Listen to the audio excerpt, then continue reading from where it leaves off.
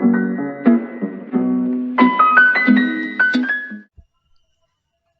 back to Ajinachal Daily Current Affairs series, and today is 30th of July.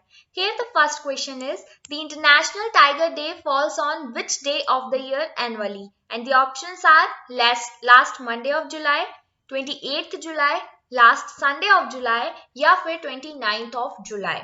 So the correct answer is 29th of July क्योंकि कल ही tigers day मनाया गया था और आप सभी ने सोशल मीडिया पर काफी सारे पोस्ट देखे होंगे कि किस लिए टाइगर डे मनाया जाता है, बट आज हम यहाँ पर थोड़ा डिटेल में इसको डिस्कस करेंगे। इंटरनेशनल टाइगर डे हर साल पूरे वर्ल्ड में 29 जुलाई को सेलिब्रेट किया जाता है to raise awareness for the tiger conservation.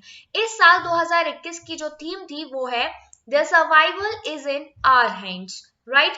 अब यहाँ पर आप इस इमेज में देख रहे हैं कि टाइगर को डबल करने की बात की जा रही है। Thumbs up for tigers means tiger को डबल करना T/2।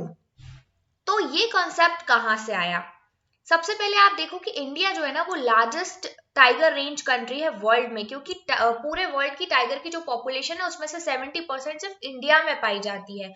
इवन इंडिया में नेशनल टाइगर कंजर्वेशन अथॉरिटी को गिनीज वर्ल्ड रिकॉर्ड में भी शामिल किया गया था और wild life institute of India के साथ, right, as it is the largest camera trap based wild animal monitoring exercise in the world। Tigers को कैमरा ट्रैप मॉनिटरिंग के थ्रू काफी जगह से ट्रैक किया गया, उनके रूटीन को समझा गया और उनके बेसिस पर कंजर्वेशन स्ट्रेटेजीज बनाई गई थी काफी सारी। अब हम बात कर लेते हैं international award to tiger reserves. Pilibhit tiger reserve जो कि उत्तर प्रदेश में है और मानस टाइगर रिजर्व जो कि असम में है, इन दोनों को T/2 इंटरनेशनल अवार्ड मिला था टाइगर रिजर्व के लिए by a consortium of international organisations including UNDP and WWF, that is world wide fund for nature. अब ये दिन क्यों मनाया जाता है? जैसा कि मैंने अभी बोला, the day was founded in 2010। 2010 से शुरुआत हुई थी टाइगर डे मनाने की। कैसे? जब 13 टाइगर रेंज कंट्रीज एक साथ आई और उन्होंने एक गोल रखा, एक टारगेट रखा कि हम टाइगर्स की पॉपुलेशन को डबल करने का जिम्मा उठाते हैं 2022 तक। 2022 तक हम टाइगर्स की पॉपुलेशन को डबल करेंगे, एनी हाउ कितना भी कंजर्वेशन स्ट्रेटजीज लगानी पड़े, राइट। तो 29 जुलाई का ही वो दिन था 2010 में जब ये समिट हुआ रशिया में, तो इसके बेसिस पर फिर तभी से ही कंटिन्यूअसली दिन मनाया जाता है। ये आप देखेंगे Madhya Pradesh also holds the tag of tiger state with the latest tiger census showing that the state is home to 526 tigers, right. तो सबसे ज्यादा टाइगर्स मध्य प्रदेश में है और एमपी में भी अगर हम डेंसिटी देखें टाइगर्स की तो बांधवगढ़ टाइगर रिजर्व में सबसे ज्यादा टाइगर की डेंसिटी है 5.83 टाइगर पर 100 स्क्वायर किलोमीटर। T2 गोल के बारे में डिटेल में बात कर लेते हैं।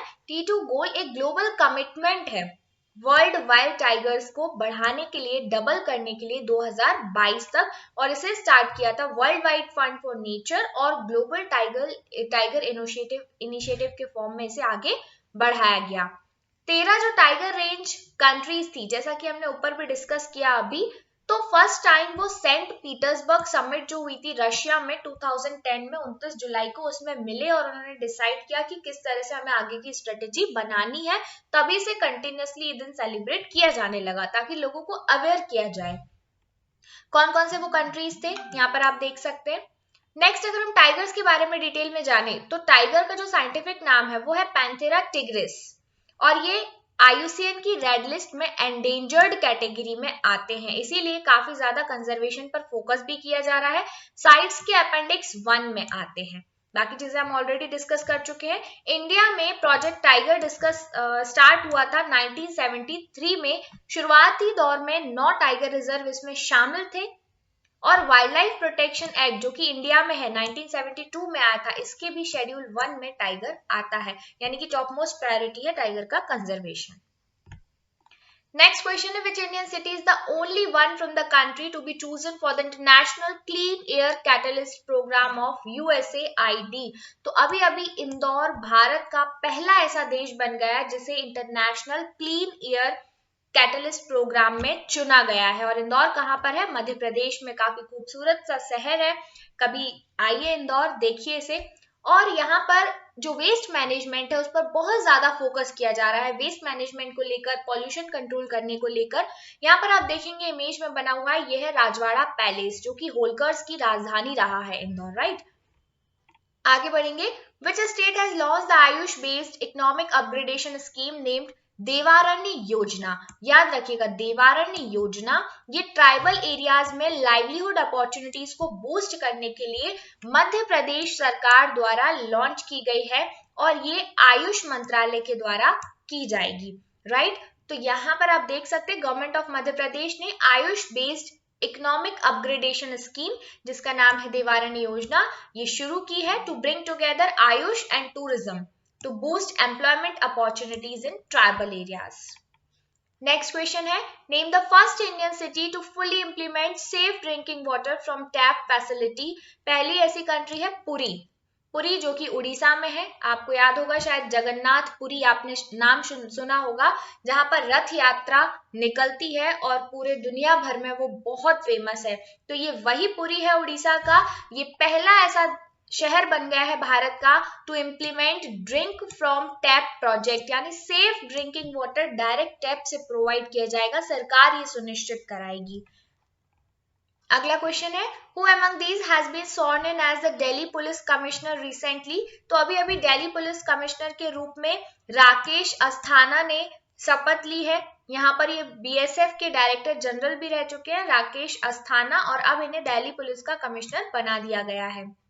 Next question, the city of Burle Marx, ये यूनेस्को की वर्ल्ड हेरिटेज साइट में अभी अभी इंस्क्राइब किया गया है। तो ये कहाँ पर है?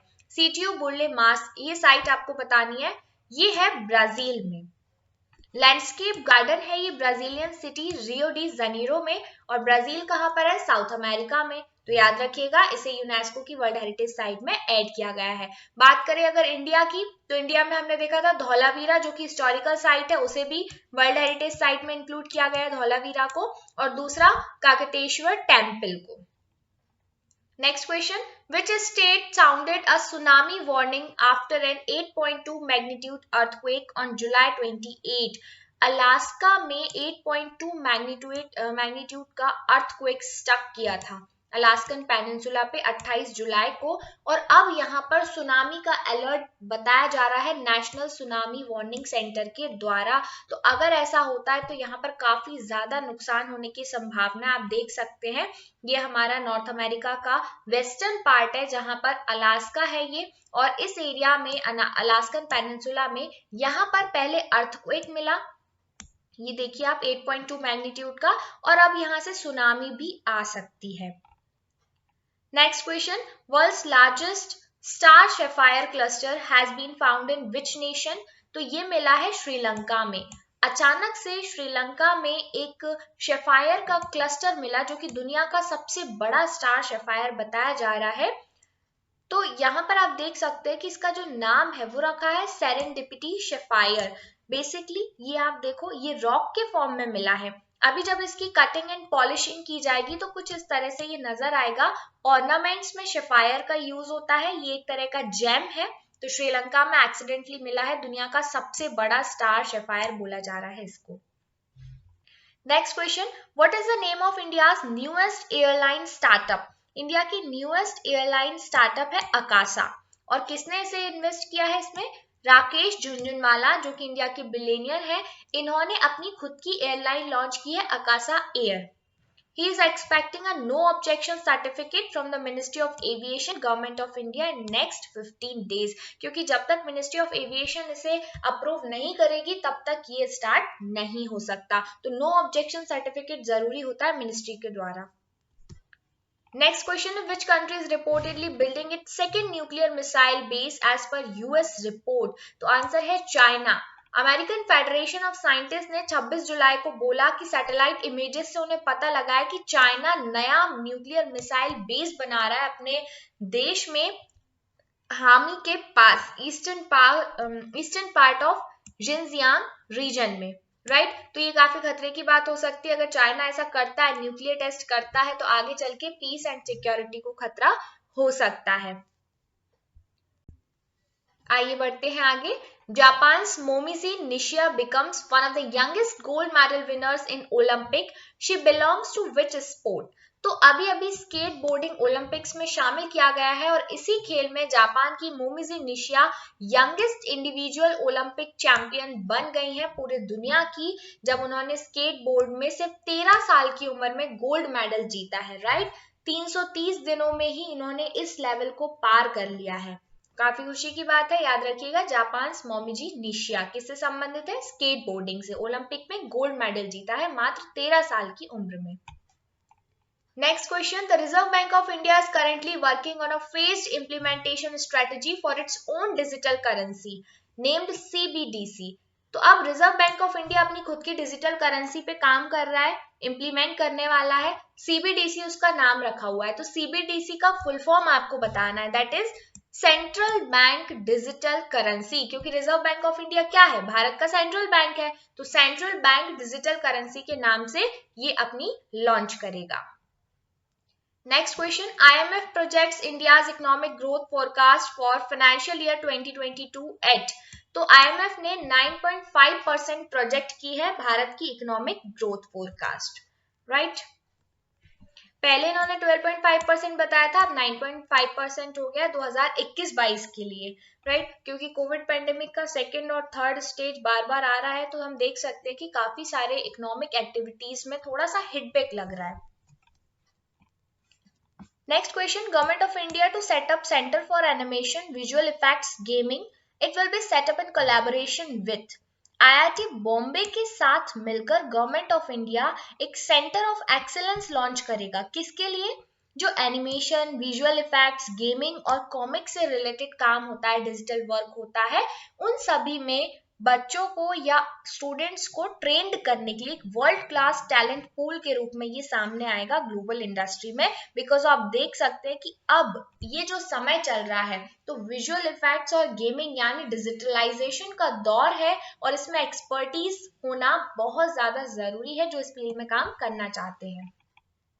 नेक्स्ट क्वेश्चन है, as per a recent NASA study, Noisance flood will occur frequently in 2030 due to the wobble in the orbit of which satellite? तो मून की सैटेलाइट में वॉबल होने की वजह से खतरनाक फ्लड्स आ सकते हैं 2030 तक अर्थ पर। वॉबल का मतलब क्या होता है?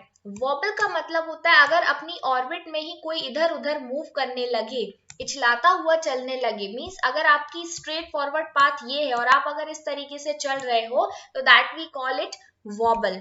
राइट, तो मून के ऑर्बिट में वॉबल आने की वजह से अर्थ पर टाइड्स की जो इंटेंसिटी है, जो हाइट है, जो लेवल है, वो राइज हो सकता है और नॉर्मल जो टाइड्स का लेवल होता है उससे ज्यादा अगर सी लेवल होगा, राइजिंग लेवल होगा टाइड्स का, तो बहुत खतरनाक फ्लड्स आ सकते हैं जिन्हें नाम दिया जा रहा है नॉइसेंस फ्लड। राइट, आप सभी को पता होगा कि ये हमारा अगर अर्थ है तो इसके बाहर ऑर्बिट में मून कंटिन्यूअसली रिवॉल्व करता है और ये जो मून होता है इसकी अपनी ग्रेविटी होती है, अर्थ की भी अपनी ग्रेविटी होती है। तो मून की ग्रेविटी से अर्थ पर जो फोर्स लगता है, अट्रैक्शन फोर्स, उससे वो अर्थ को तो अट्रैक्ट नहीं कर पाता, लेकिन अर्थ पर होने वाले प्रेजेंट वाटर को ये अट्रैक्ट करता है और उस वाटर में दिन में 2 बार, 24 घंटे में 2 बार टाइड्स आते हैं। कभी हाई टाइड्स होते हैं, कभी लो टाइड्स होते हैं। राइट, तो अब अगर ये मून अपने ऑर्बिट में इस तरीके से मूव करेगा वॉबल करते हुए, तो कभी बहुत ज्यादा हाई टाइड्स आएंगे, सी लेवल में जो लेवल है, राइजिंग लेवल, वो बढ़ सकता है बहुत ज्यादा और फ्लड्स की पॉसिबिलिटी हो सकती है। मिड 2030 तक ये पॉसिबिलिटी मानी जा रही है। नेक्स्ट क्वेश्चन है, the first ever draft global biodiversity framework has been released by which entity? तो ये रिलीज की गई है UN convention on biological diversity secretariat के द्वारा। आपको याद रखना होगा, भूल मत जाइएगा, कहीं ऐसा ना हो कि आप यूएनडीपी या फिर यूनेस्को पे टिक लगा दे। यूएन कन्वेंशन और बायोलॉजिकल डाइवर्सिटी सेक्रेटरीट के द्वारा पहली बार ग्लोबल बायोडाइवर्सिटी फ्रेमवर्क को रिलीज किया जा रहा है। इसमें क्या होगा? इसमें गाइडलाइंस होंगी to be converted into world wide actions to performed by 2030 for conservation and protection of nature. इसमें 21 टारगेट रखे गए हैं जिन्हें 2030 तक हमें अचीव करना है नेचर की कंजर्वेशन के लिए। अगला क्वेश्चन है which union ministry designed and launch the school innovation ambassador training programme. School innovation ambassador training programme, अब ये स्कूल से संबंधित है तो कौन इसे लॉन्च करेगा? Ministry of education. तो एजुकेशन मिनिस्टर अभी हमारे यहाँ है धर्मेंद्र प्रधान।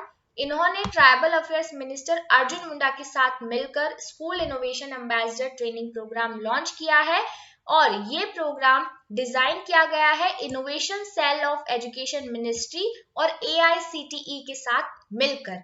क्या एम होगा इसका? 50,000 स्कूल टीचर्स को ट्रेन करना इनोवेशन में, एंटरप्रेन्योरशिप में, IPR, design thinking, product development और बाकी सारी चीजों को लेकर ट्रेनिंग प्रोवाइड की जाएगी, ताकि आप देख रहे हैं कि ये जो समय है बहुत ज्यादा इनोवेटिव समय आ गया है, नई टेक्नोलॉजीज का समय आ गया है, तो पुराने टीचर्स को उसमें ट्रेन करना और इंफ्रास्ट्रक्चर को डेवलप करना बहुत ज्यादा जरूरी है। नेक्स्ट क्वेश्चन है the Nirman awards has been announced by which ministry. तो नीरमन अवार्ड ये अनाउंस किए गए हैं ministry of new and renewable energy के द्वारा। क्या होगा इसमें? RK सिंह ने लॉन्च किए हैं ये, जो कि हमारे यूनियन मिनिस्टर हैं पावर और न्यूक्लियर रिन्यूएबल एनर्जी के लिए। इन्होंने नीरमन अवार्ड्स लॉन्च किए national energy efficiency road map for movement towards affordable and natural habitat, ये इसका फुल फॉर्म है नीरमन, राइट। तो फुल फॉर्म भी एग्जाम में पूछा जा सकता है, ये आप याद रखिएगा। एनर्जी एफिशिएंसी को बढ़ाने के लिए इसमें एक रोड मैप बनाया जाएगा और हम किस तरीके से अफोर्डेबल और नेचुरल हैबिटेट की तरफ कुछ मूवमेंट, कुछ इनिशिएटिव्स आगे बढ़ा सकते हैं। ये पार्ट है आजादी का अमृत महोत्सव जो कि इस साल सेलिब्रेट किया जा रहा है। 75 साल कंप्लीट होने वाले हैं हमारी आजादी को, राइट। तो ऐसे बी एनर्जी पर फोकस करते हुए कंजर्वेशन बिल्डिंग कोड्स क्रिएट किए जाएंगे, ताकि जो बिल्डिंग की डिजाइन की जाती है वो एफिशिएंट हो, कम से कम हमें उसमें लाइट यूज करनी पड़े, कम से कम वहां से कार्बन एमिशन हो और ज्यादा से ज्यादा ग्रीन एनर्जी पर फोकस किया जाए, right. So this is all for today. Thank you so much friend and stay tuned with एजुनाचल।